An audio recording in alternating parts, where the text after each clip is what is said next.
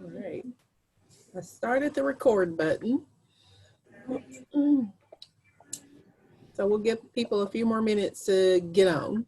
I know a lot of people had other commitments today, so I'm not sure what the participation level will be, but we'll get started here in about 4 minutes.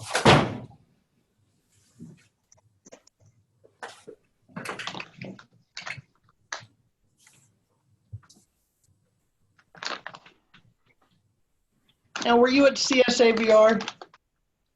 I came on the tail end.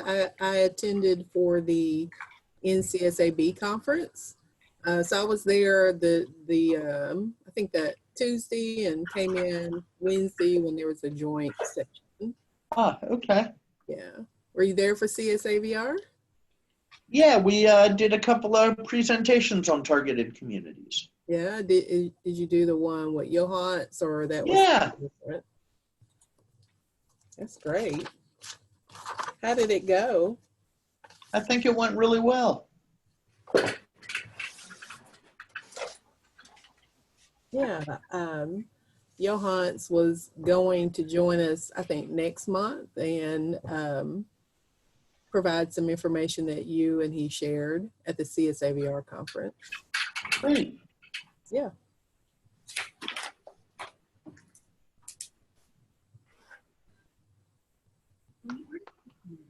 You get the occasional curveballs.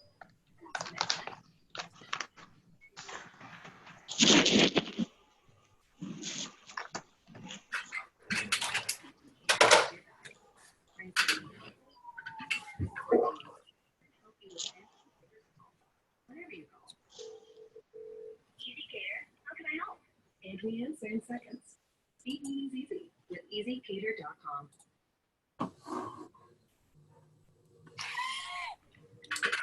Hello, everyone. We are preparing to launch our meeting, so it'll be a couple more minutes to give everyone a chance to join. This is Robin Freeman with University of Arkansas Currents. So just be a few more minutes before we get started.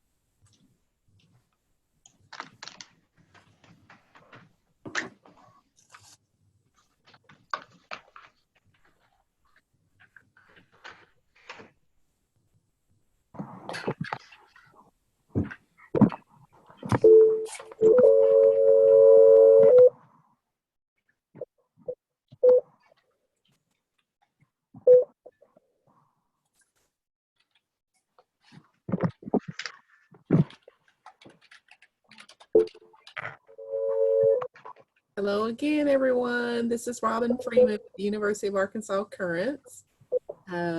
If you don't mind putting your phone on mute. Can everyone hear me okay?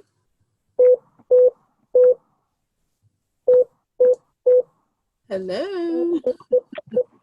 Can you hear me okay? Yes, ma'am. All right. Well, it is 2 o'clock and welcome to the Project E3 Leadership Academy. We want to use this as a forum to share ideas and resources with a focus or an eye towards sustainability in the work plan that we discussed and shared at our Leadership Academy in New Orleans. I want to thank everyone for joining today and appreciate your participation. Again, we're going to open it up and have everyone introduce themselves. We're going to do a check-in and talk about our sustainability plans, where we are with the work plans. any challenges, opportunities you saw there. We'll also have a presentation from Ryan Eller, who's going to talk with us. Hey, Ryan, about our about leadership, and we'll talk through the Project E3 Leadership Academy, the website, and share any issues that you may have with getting on there. And then talk about our meeting, our regular meeting dates, and try not to butt heads with anyone or any other communities of practice that may be going on. I know there's a big meeting going on today from 8 a.m. to 3 p.m. I think it's a full day of meeting that Dr. Kundu has put together. So a lot of people were not able to be on our call today, but regardless, we are proceeding with our first meeting for the Leadership Academy Communities of Practice. I'm really excited to have everyone on and participating. So at this time, if you would, please unmute your phones and let's go around and introduce ourselves. And so we can see who else is here today.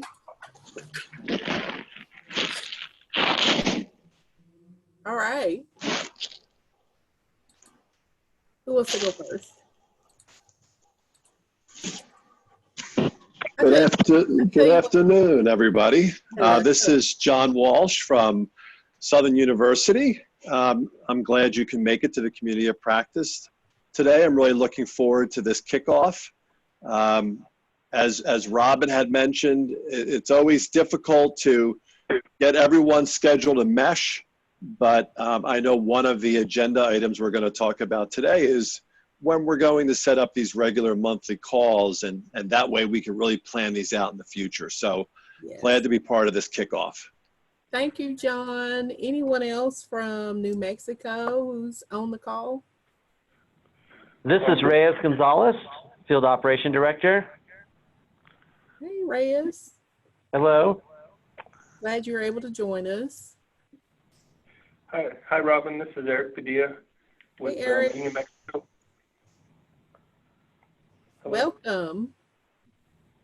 Thank you. Anyone else from New Mexico? That's 3. That's awesome.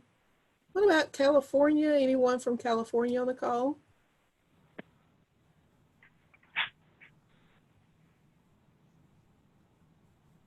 Hearing none, we'll go to Hello, this is Sky, and I have Emery. We're from California, Fresno. Okay, Sky, and who else? Emery, my assistant. Emery. Great. Glad you're on. Thank you and welcome. Thank you. What about Illinois?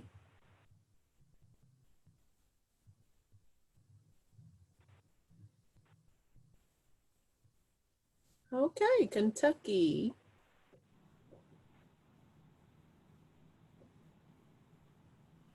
I don't expect to hear from Louisiana. I know many of them were tied up, but I'll call the name anyway. Anyone on from Louisiana? All right, what about Montana?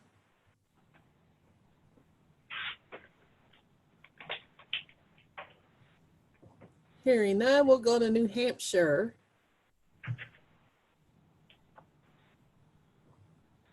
Okay, Montana. Oh, I said Montana. Oregon. Robin, this is another situation where I know Oregon is having in their Medford targeted community, a community academy today. Okay. So I know that Malachi Bishop and Jane Hegel, who was at the Leadership Academy, are engaged in that today. Okay, great. Thanks for the update. What about South Carolina or Virginia?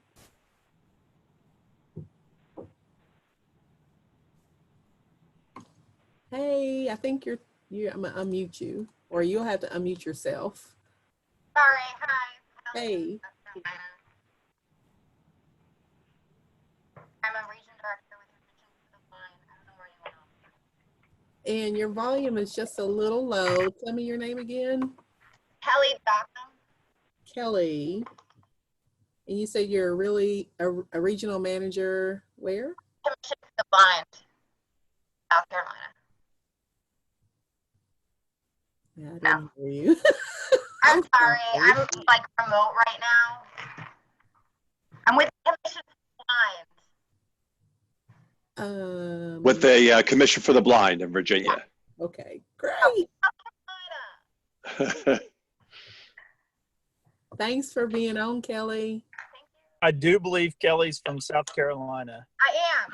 There South we go. Carolina. Okay, gotcha. Thank you. As long as you can hear us, okay, though, right? Okay, great. Anyone else that I missed? Any state that I missed? This is David from Virginia, General. Hey, David. And Angie from North Carolina. Hey, Angie. I had Montana on my list twice instead of North Carolina. Thank you. Anyone else?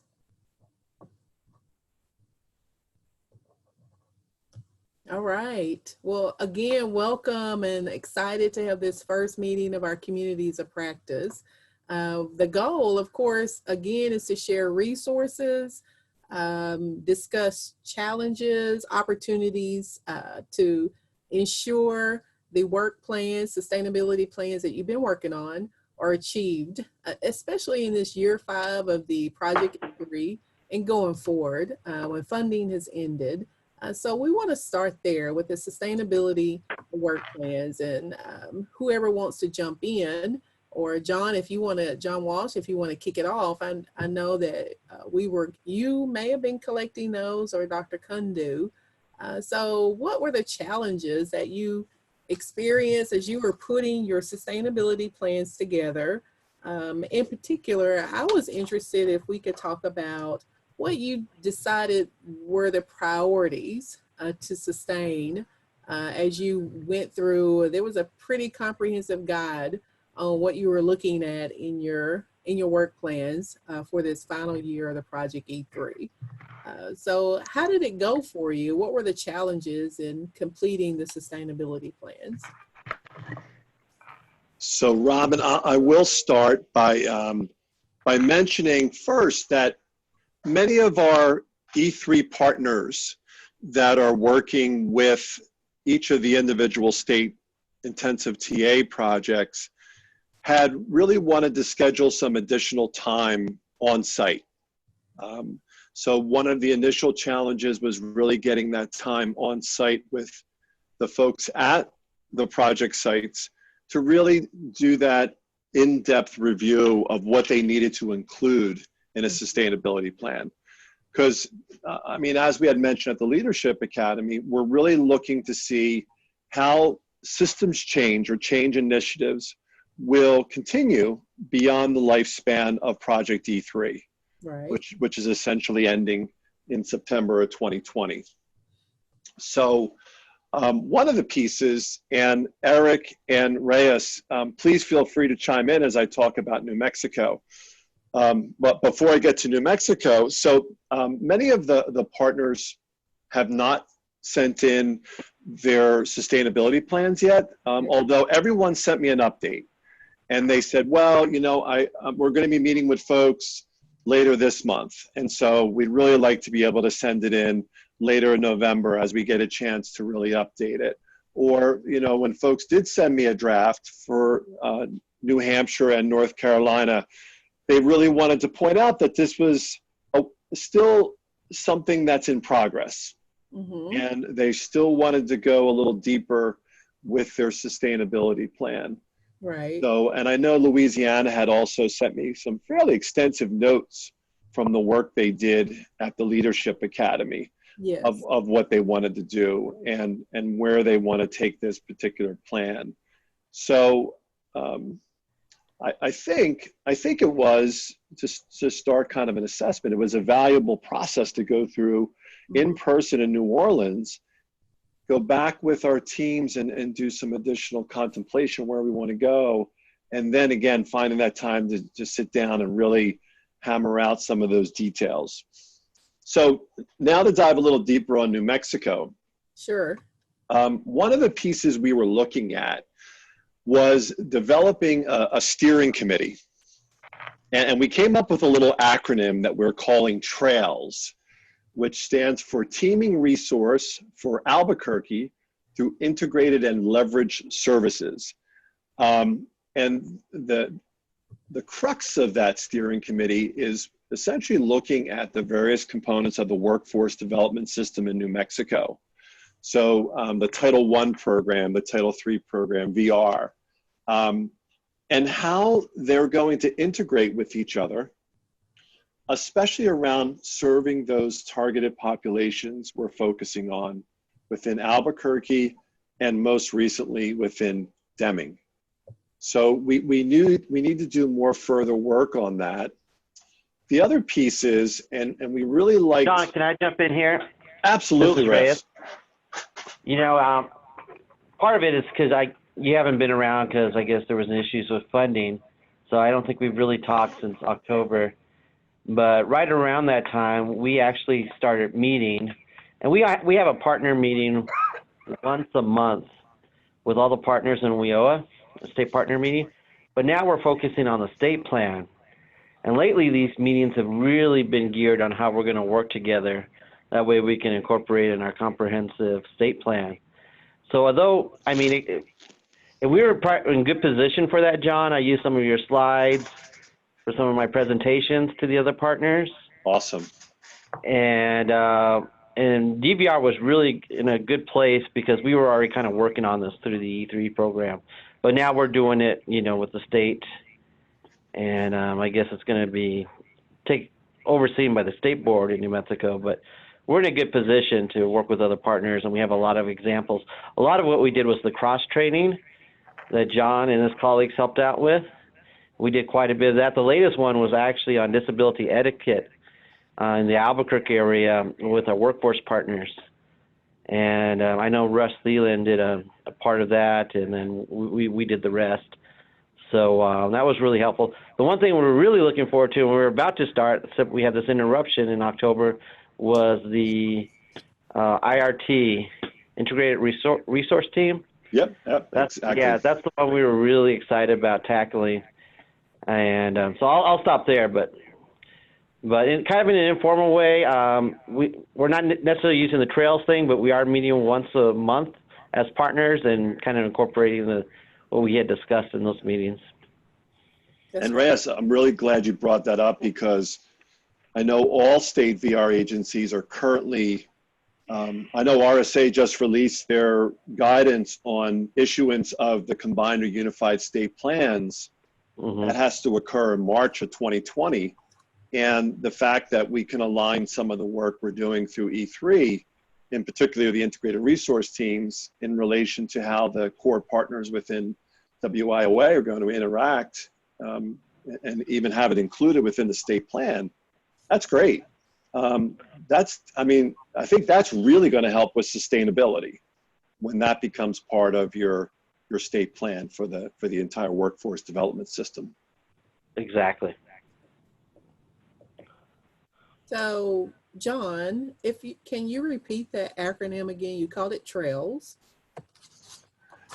Yeah, this was, as Reyes had said, this was something that came out of we had a session where we did a lot of listening with folks from the workforce partners and from many of this direct service staff of the VR agency. Mm-hmm. And the acronym stands for Teaming Resource for Albuquerque through Integrated and Leveraged Services.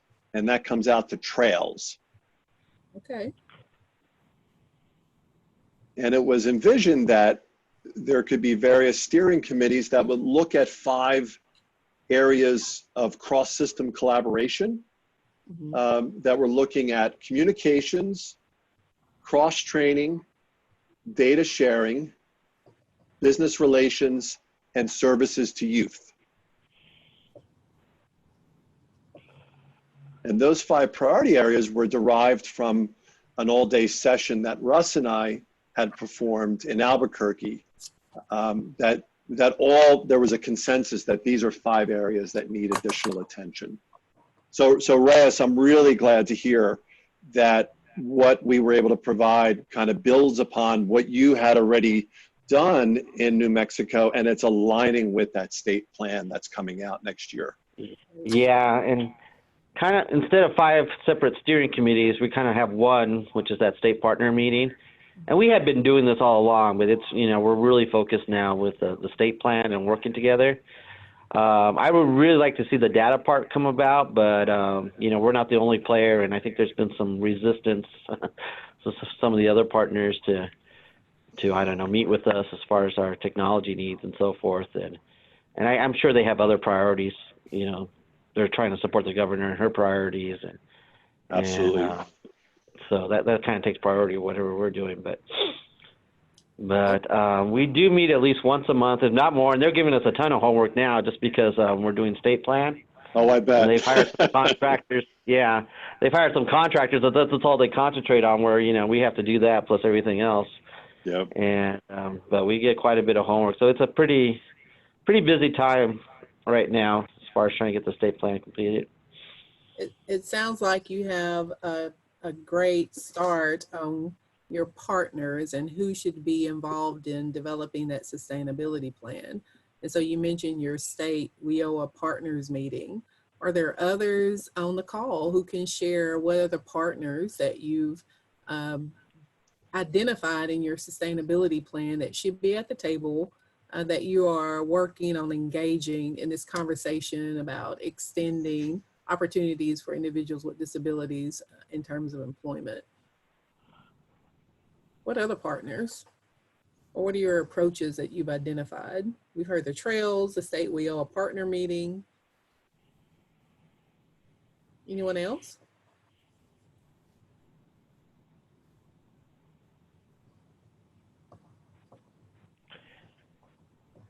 And this is Reyes from New Mexico. Ours is a combined state plan. So right now we're listening to partners, you know, from the welfare department, definitely higher ed and developmental ed. And we're trying to figure out where we can get comparable benefits and where we can get the most bang for the buck for New Mexico and leveraging resources. So these are constant topics within New Mexico.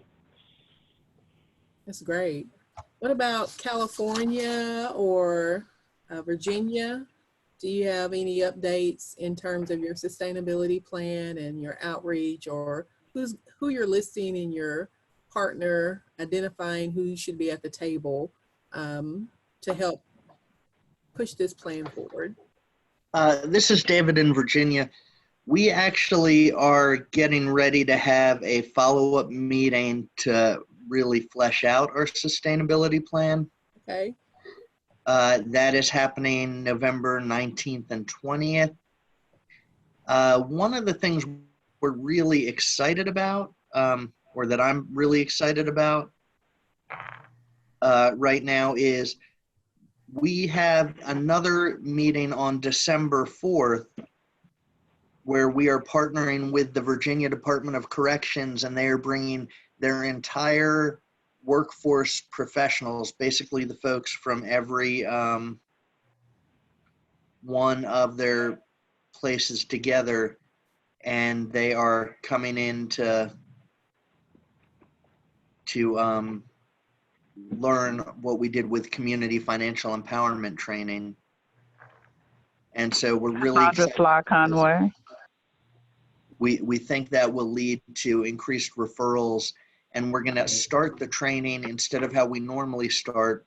We're going to begin by having one of our district directors talk about VR services across the state and kind of reintroduce, hey, we can be a partner in every location. And that wasn't necessarily our target, but there are a lot of people going through reentry with substance use disorders. Yes. So we're really excited about that. And the other thing, this didn't happen in Martinsville. Martinsville's our primary site. However, Roanoke, which is the next community over, about 30 miles, just got a community financial empowerment grant. And today I had a call with the manager of that, and we're going to try to have one of our staff on the table, that at the table as they plan that, who has come to many of the targeted community events. And one of the things we're pushing for in Virginia for year 5 is that we have regional, like day and a half to 2 day trainings on the whole project where we bring all these partners. And so we've got a natural ally in the region in growing this. They have funding for the next 2 to 3 years for a lot of financial empowerment work. And they're open to working with both VR, DSS, and some other players. So we think that that might be some nice integration. It sounds like a wonderful opportunity. This is Reyes. I'm going to have to leave for a minute. We're being evacuated, so hopefully I can get back on the phone soon. Okay, be safe. Okay. Okay, thank you. Oh my goodness. Thank you for that report, David. Anyone else want to share in terms of their partner outreach, any innovative ideas that you've been working on and getting the involvement of diverse stakeholders at the table And actually, I can talk about one other, but I don't know where we are with it because funding may have nixed it in the bud. We had started working with our Centers for Independent Living in both regions. Mm-hmm. With one of the partners through GW, and we were working with them to create their own set of financial literacy, financial education services that would be not only available through the SIL, but that could become a billable service for our VR through our pre-employment transition services. And the idea behind that is if it works and if the funding comes back for it, those two SILs would develop in conjunction with other expert staff, kind of their service delivery for these topics. And we would ask that they share it with all the SILs around the state so that if others wanted, it would kind of become a train the trainer. And then that pre-ed service could be available in other parts of the state. So it would be a way for the SILs to generate a little more program income because they would have a vended service with VR, but it would strengthen the SIL because they would be providing the service across all of their clients, not just those who fit the billable category. And that service is financial education. Yeah.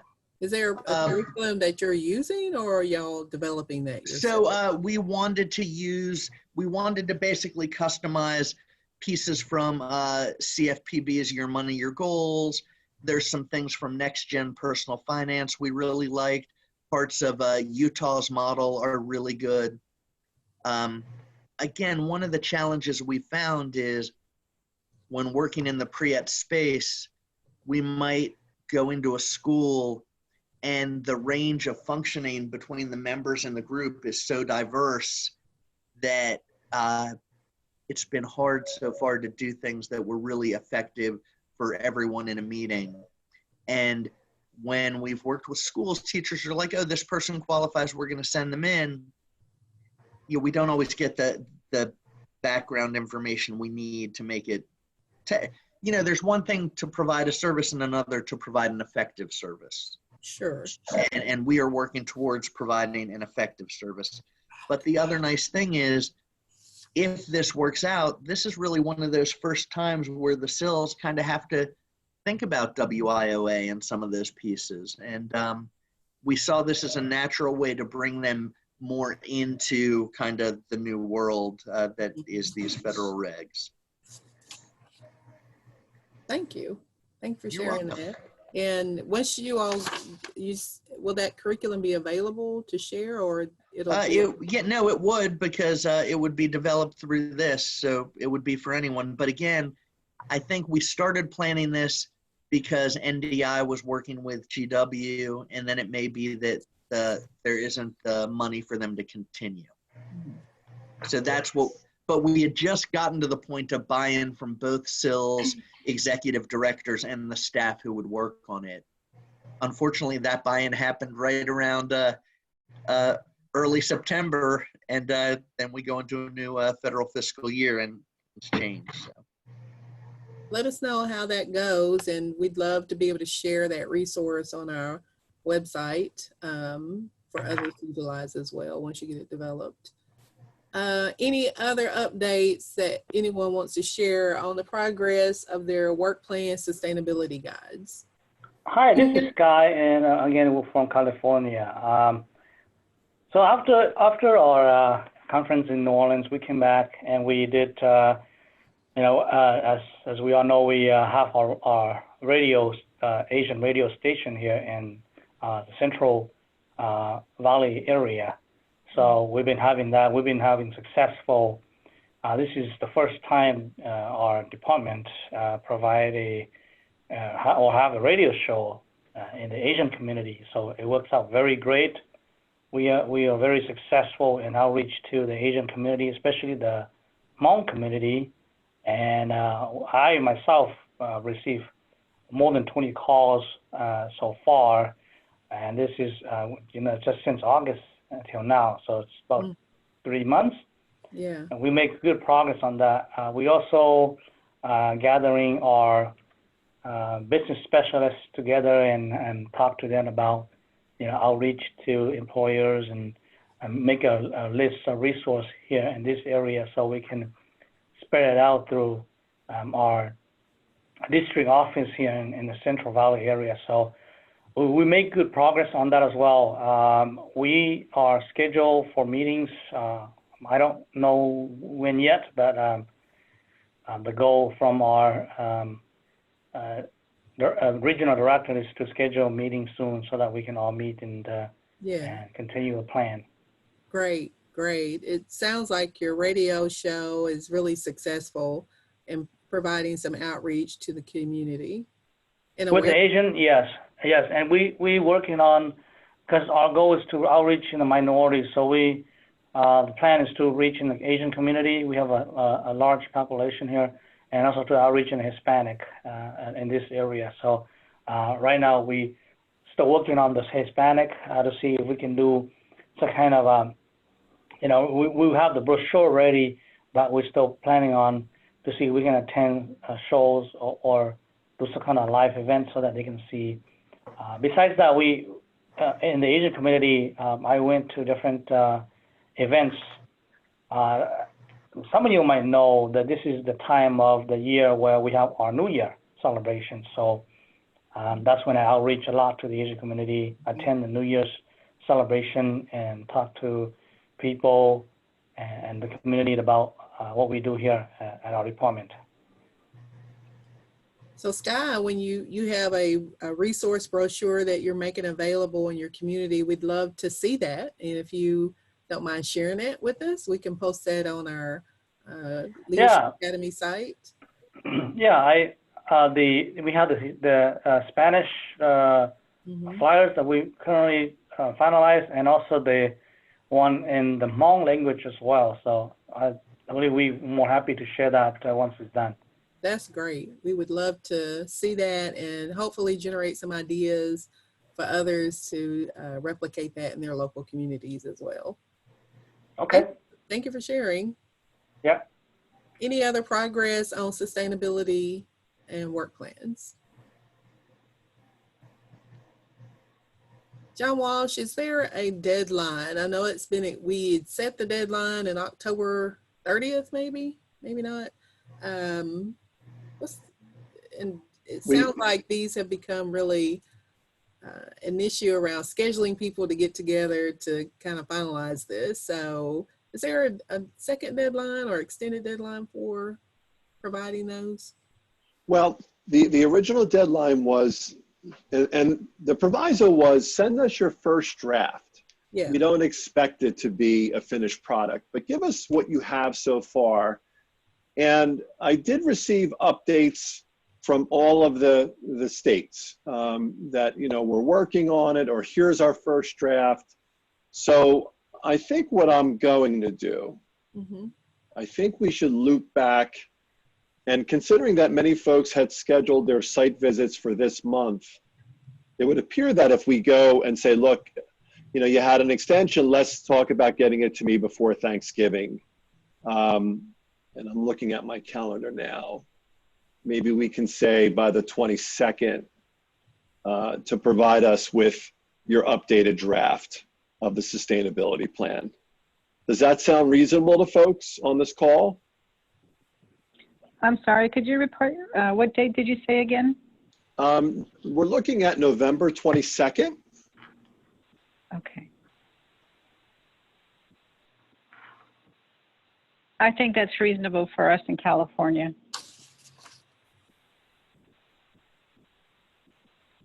All right, if I hear no objections, then what I'll do is I'll John, send. This is Reyes here. You know, since we're working on the state plan as well, can we have to the 27th? The 27th. Sure, that's an additional 3 business days. I think that's a reasonable request. Okay, thank you.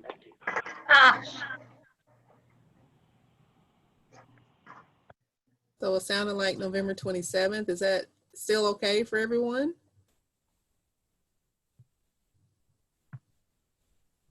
Sounds good to me. All right. John Walsh, thank you. Sure, and maybe what we could do, Robin, is when I draft the email, I know you have an extensive email list for everyone that's signed up for the Community of Practice. I will copy you on that, and perhaps you can also forward it out to everyone that has signed up for the Community of Practice. We'll do it. Thank you. Great. Does anyone else want to share on the sustainability plans? If not, we're going to move over to Ryan Eller, who's going to speak with us about constructive discourse, I think. I just put that in there. He may be talking about something completely different. Hi, Robin. Hi. Hey, Good to hear the voices of some of my friends that I met down in New Orleans. It's fascinating for me to get an insight into how your world works. I want to apologize for being inside of my pickup truck. I thought I'd do this in my home office, and it is, they are putting a roof on our house, and it is very noisy, and I didn't think that through very well, so I'm sitting here in the truck. But I do want to share about constructive discourse, and I'm going to see if I can share something from my phone. Can you see that? Yes. Okay, so that, instead of seeing my mug, you'll get to see this idea about constructive discourse. And if I had a subtitle, which I did put on there, it's really how to have tough yet safe conversations, or how to learn from each other through constructive dialogue, constructive conversations. So before I dive deep on constructive discourse, I want to go back just a little bit and recognize that researchers in the world of adult education and in the world of transformative learning, how people change and how people grow, they recognize that all of us, it does not matter who we are, we develop our own unique worldview, our way of how we see the world. And that is built through a lot of different things. It's through our familial upbringing, the way our parents or our guardians or those who raised us. That worldview is built through our life experiences, through trauma, through successes. It is built through societal beliefs. It is built through religious and faith backgrounds. Many different things go into how we view the world, and we each have a unique viewpoint of the world. So my worldview as a 36-year-old married man, born and raised and lived my entire life in Oklahoma, that is my worldview, and it's going to be very different than my sister-in-law, who was born and raised in China, and we're the exact same age, pretty much, but she lived 34 years of her 36 years in China and 2 years in the United States.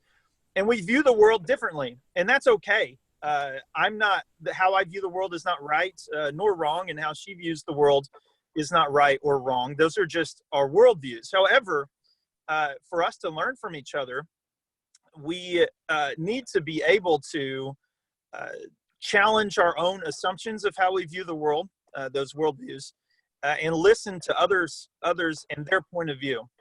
And those assumptions that we develop of the world can be good and they can be bad, if that makes sense.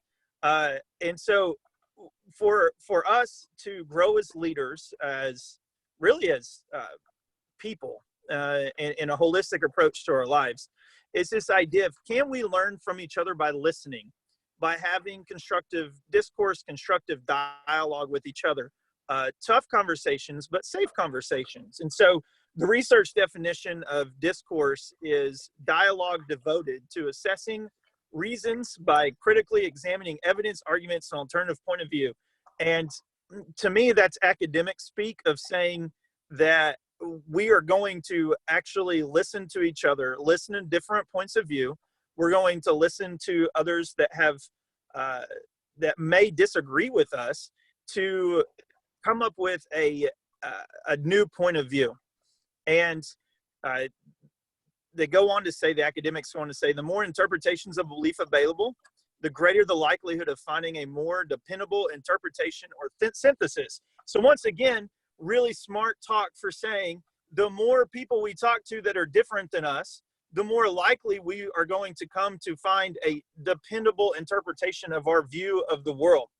A very simple example of this is, if I travel outside of my county of Oklahoma into a different state, let's say my neighboring state of Arkansas, and visit Robin, Robin's point of view is different than mine.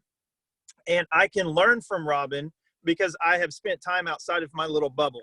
And if I travel to a different part of the world, we do the same. And the more we can interact with that have differing point of views and different worldviews, since we're all unique, the more we are either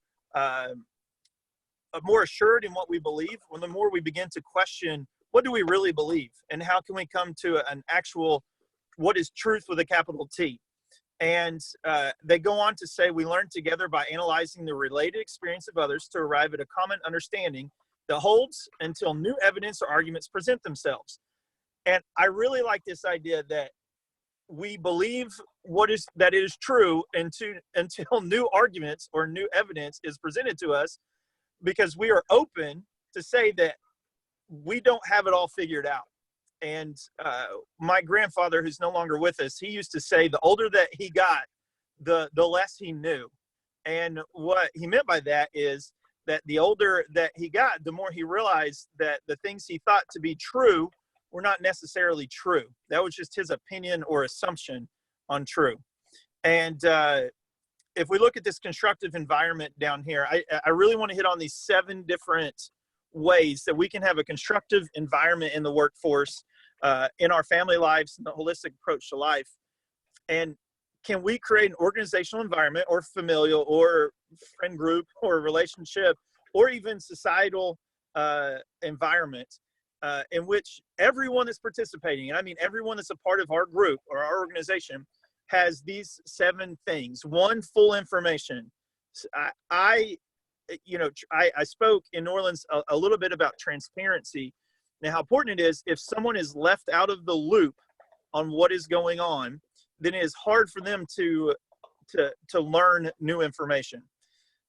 2, are you free from coercion? So anytime that we coerce someone to do something, or we force them to learn, there is pushback from that. And if I am trying to drill down to something, my point of view and how I feel and what I think is the truth, then that can be troubling. And I love one of the 7 Habits of Highly Effective People by John Maxwell. I'm sorry, not by John Maxwell. 7 Habits of Highly Effective People by someone help me out there. Covey. By Stephen Covey. There we go. By Covey says, seek first to understand, then be understood. And I feel like that falls in underneath that category. Number 3, have equal opportunity to assume the various roles of discourse. And I think, we've had lots of conversations about mansplaining. We've had conversations about unequal roles in the workforce, of positions of power. And it is really easy for us to eliminate voices that are valuable to be heard as a part of our group. And I'll give you an anecdotal experience from whenever I ran a large organization. I started a for-profit leadership training company, and we ended up having about 60 employees. But as we started, I had the ability to hire pretty much who I wanted to. And I realized after bringing in some outside consultants that I typically hired people that were pretty much like me and had similar worldviews, not the same, but similar, and similar points of view and similar habit of thinking. And it wasn't until we hired a first couple people from outside of my friend group, people that I had already known or I had my network, if you will. And we brought someone in, born in a different country, a different faith background, a different way of thinking completely, which was really valuable for our team. But it was so easy for me and us, all of us, to disregard that voice as the different one and saying, well, I don't really need to take your point of view on this because we're all right and you're probably not. And that forced that individual, what ended up happening is that individual did not feel heard on the job. And she ended up saying like, hey guys, I am not a valuable part of this organization in any capacity because you will not listen to me and how I feel about things. And it wasn't because we didn't like her, and it wasn't because it was probably because we thought we were right and we didn't want to hear it, and it caused problems. And that was a learning opportunity for us in our workforce. Number 4, become critically reflective of assumptions. This is a really big point here, that critical reflection of our assumptions. It's truly challenging how we view the world. So do I really believe this certain thing? Or do I just say I believe it? And I've never really thought about it because my parents believed in it, because my friends groups, they all believe in it. And that could be something political. It could be something religious. It could be something that is how I view a certain group of people. It could be how I do things. An example could be, in my family, the males in my family always drove. They were the drivers, and you could not get, for whatever reason, and they weren't great drivers, but for whatever reason, they felt like they had to be the driver anytime we went on some sort of road trip. It's their vehicle, they drove, right? And whenever I started my marriage, I very much so brought that into my worldview. That was my worldview. The husband, the male of the family, they drive the vehicle. And on a long road trip, even though I was tired and I was about to fall asleep and I was not really paying attention to what I was doing, my wife really challenged me on this assumption. Like, why are you being so stubborn in this? Why do you believe this? And the truth was, I didn't believe that. That's just how I always thought the world, that's how I thought the world worked. And I had to stop and critically reflect. Is that the truth? And now I'll be honest with you, I love not driving. If anyone wants to drive me around like a chauffeur, I am all for it. I can multitask, I can sleep, I can eat food, I can do whatever I want and not have the pressure of driving. And that's a really simple, easy example that's easy to change. But what about our hard lines assumptions? How we view people, how we view faith, how we view politics. Do I really believe that? Is that how I really feel? Let me dive deep into this conversation. Number 5, are empathetic and open to other perspectives. And I feel like, particularly, I know it's been like this somewhat for a long time, but particularly lately, the last few years, that our empathetic listening and being open to others has really been challenged, whether it be through social media, whether it be our family members, whether it be in any capacity where it's saying, I want to empathetically listen to you and be open to your perspective and how you view the world, because it is valuable for me to learn from you.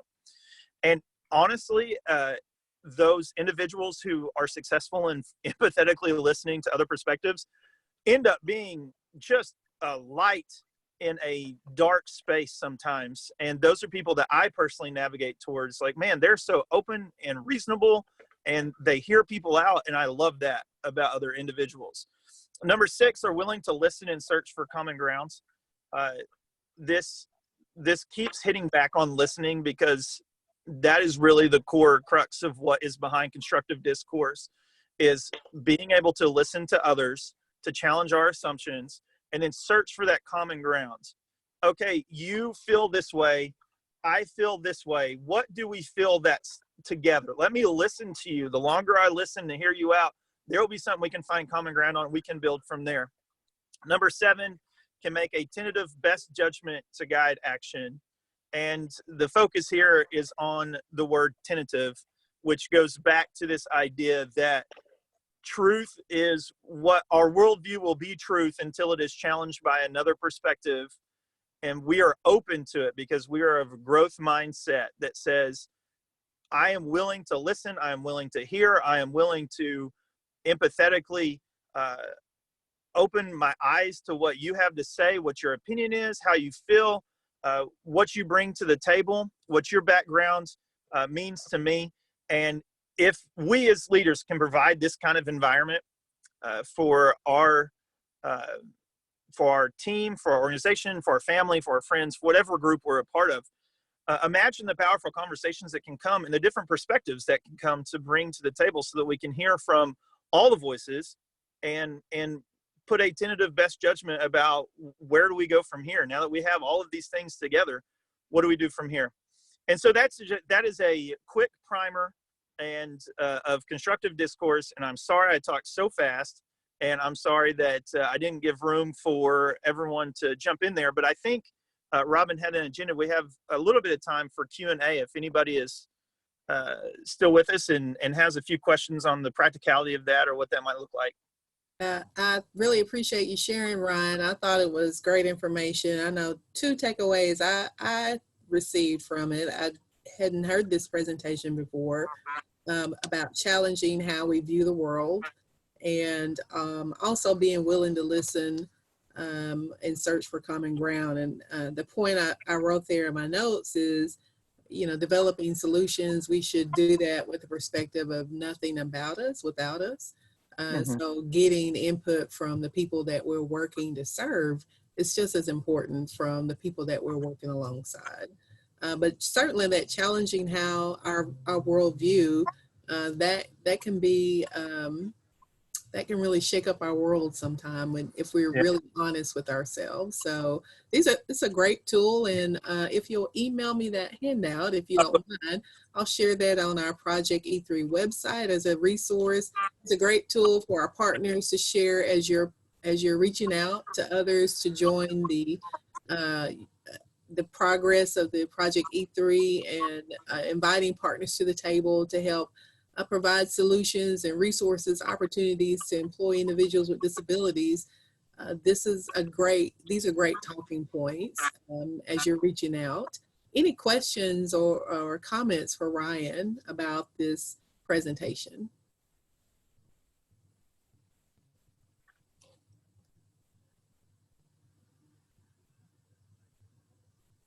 Hi, this is Araceli. I just wanted to thank you for that, because it just seems like in this day and age where we're living these days, it's really important for us to stop and think about, are we focused on our departments and agencies and our missions, or are we actually focused on the people that we're trying to serve, and are we actually listening to them and meeting them where they are? It's a conversation that I just had earlier about, we have a priority in the state right now for reaching out to the homeless and population. And I had one of my business specialists come to me today and said, we really need to rethink how we do business, because we talk too much and we don't listen enough. Wow. And he, so it's very timely. So I appreciate that. And I look forward to the materials I could share. Those, and have that conversation. Absolutely. Thank you for that. Yeah, listen more. That is absolutely a priority. Anyone else a comment or a question?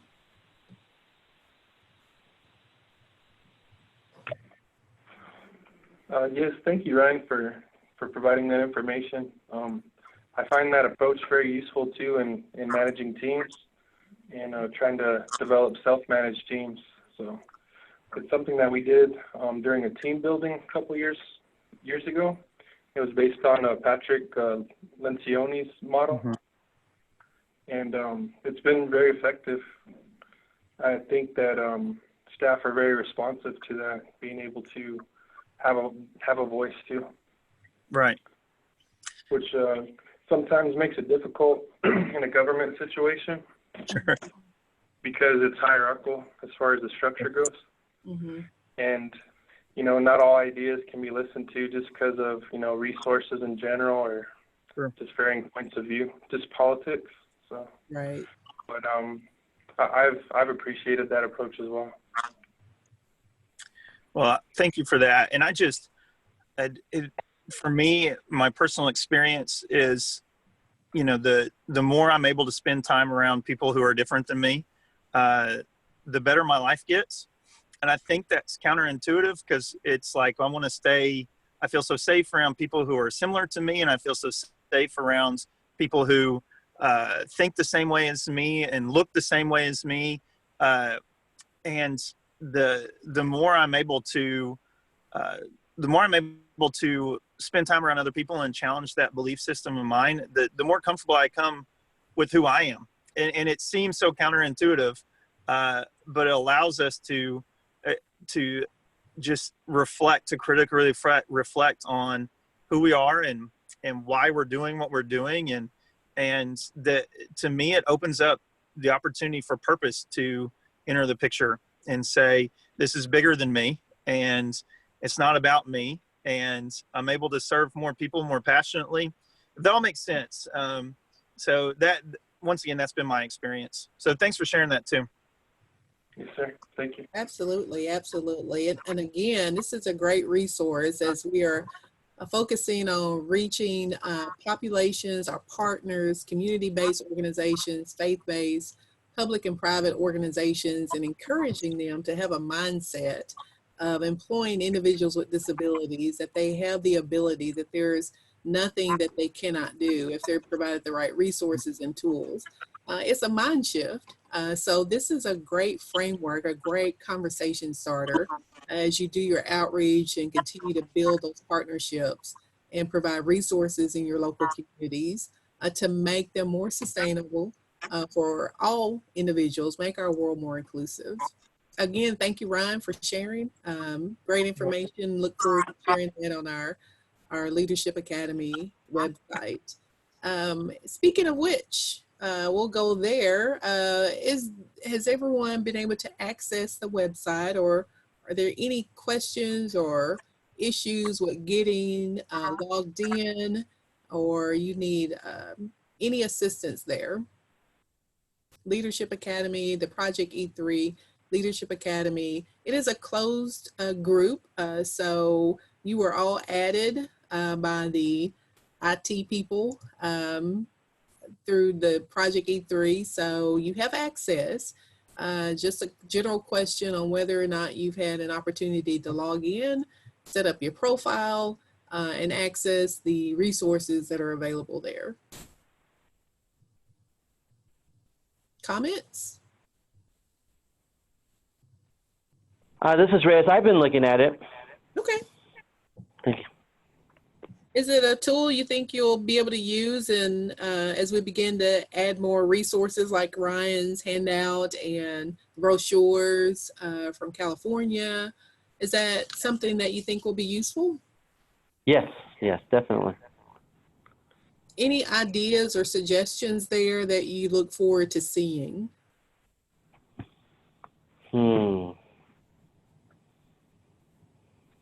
Think about it. It may be something that you come across that you would like to see on that Leadership Academy Community of Practice website. We can certainly add that there. The goal of course, will be able to provide resources and tools to help you in your work. And so we'll continue to work on adding any ideas, suggestions we get here. I heard mentioned earlier some of the resources used in Patrick Lencioni's book. I think that's probably the 5 dysfunctions of a team. And that's a great tool as well and resource that we can provide information there. If you're looking at team building, resource sharing, and along with this constructive discourse conversation, we can add that to the website as a tool for your group meetings, your team meetings, and certainly with your partners. But if you haven't accessed the E3 Leadership Academy website, please do so, and reach out to me and let me know if you have any issues with it, and I'll help you as best I can. And Robin, I just wanted to also put a plug in for if folks cannot, you know, if their preferred access to the community of practice is not through a PC, we do have apps available for Android and iOS.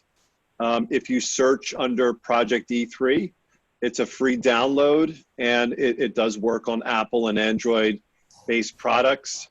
I find it very helpful when you post something, Robin, that I receive an email that lets me know the post is there so I can go and check it.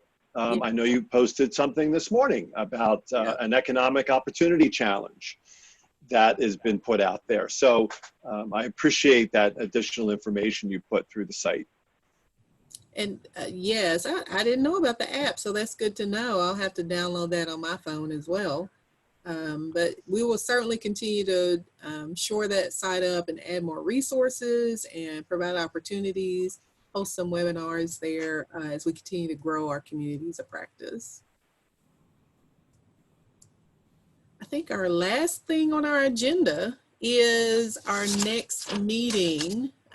So what would be the preferred meeting date? We'd like to meet at least once a month, keep it about an hour, if that's okay with everyone. I'm looking, ask you to check your calendars and look to tell me what should we avoid. Christmas?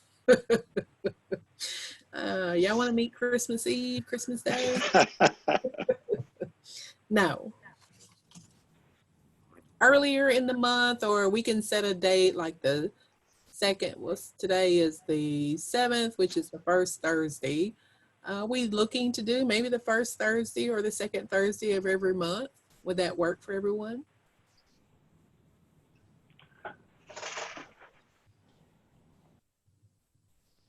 What about the second Thursday, December 12th? Is that a conflict, a major conflict? I'm okay. This is Doris Sally. I'm good with it. And it's John. That's good for me. All right. Priscilla says that would work. She sent a chat. Anyone else? Is it possible to maybe change the time? Yes, earlier. That would be, or later, because this is we in California is our lunchtime. Oh, okay. What's a preferred time for everyone? Time of day. Let's see. We don't want to do 9 o'clock my time because that would be 7 o'clock California. Is 11 o'clock would be 9 o'clock on California time. Is 11, that's noon for East Coast. So maybe we'll say 1 o'clock Central time. That makes it what?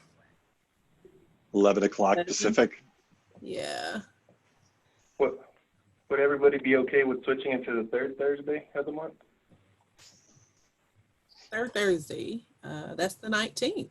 That works for me. Sure. That looks good for me as well. And it gives us enough time to kind of promote it for those who did not join us today, so they could free up their schedule or et cetera. Thank you. Sounds good. We have a go ahead. We have a management team meeting on that date. So I know I won't be able to attend, but I believe if it works for Sky and Priscilla, that would be okay, right? We have a unit meeting that day too. It will work for me on the 18th. On the 19th? It would be the 18th if it's Thursday. Third Thursday is the 19th. Mm-hmm. Is it 19th? Yes. In oh, December. Okay, yeah, okay. 19 works then. Yeah, that's right. 19 works. Okay. Sounds like we're in agreement. December 19th, that's 1 p.m. Central, 11 a.m. Pacific, 2 p.m. Eastern. Is that good for everyone? Have that down? Yes. Awesome. We'll put it down. I'll send out a notice, post it on our website, and you'll get an email about it. Anything else that we're missing that you want to share before we call it a day? Again, we'll post those resources on our Leadership Academy website, and you'll have access to those materials, especially that we mentioned from Sky and from Ryan, and anything else that we can come across. And if you have any other suggestions or ideas, please send it to me so that we can share it out with everyone. We want to help everyone and build up our community and ensure our communities are truly sustainable for everyone. Is there anything else before we go? Will it be posted today? Ryan's, I guess, slide? If I get that flyer, I don't think I have it, but I'll double check just to make sure. Okay, thank you. I am emailing it to you right now. Thank you, Ryan. Okay. So you should So have it will be posted today. Okay, great. Perfect. Thank you. Thank you. Bye-bye. Sounds good, everyone. Thanks again for joining. Looking forward to talking again on the 19th of December. Have a good rest of your afternoon. Bye-bye. Thank you. Thanks, Bye-bye. Robin. Thank you.